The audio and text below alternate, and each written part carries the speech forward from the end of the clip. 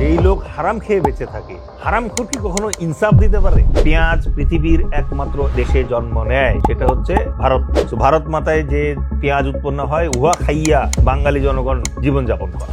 আমাদের দেশের প্রত্যেকটা ব্যাংকিং এর যে ট্রানজাকশন হয়, সেই ডাটাও নাকি ইন্ডিয়ার সার্ভারে।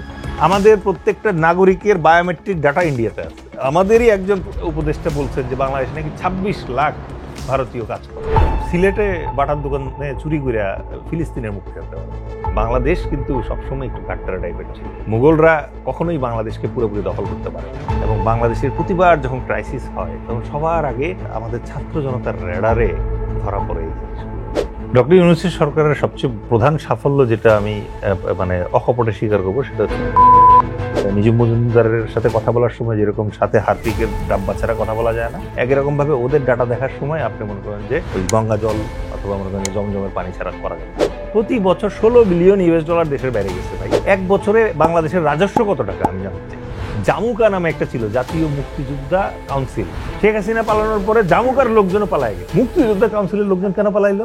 বাংলার মানুষ অলরেডি রায় দিয়ে দিয়েছে গত 54 বছর ধরে যে পচা গলা অচল অ্যান্টিবায়োটিক পার্শ্ববর্তী রাষ্ট্রের প্রেসক্রিপশনে আমাদেরকে বারবার খাওয়ানো হয়েছে, এইটা আর এখন ভ্যালিড না। বাংলাদেশের মতো দেশে কি আদৌ কখনো ফ্রি অ্যান্ড ফেয়ার নির্বাচন হবে কি?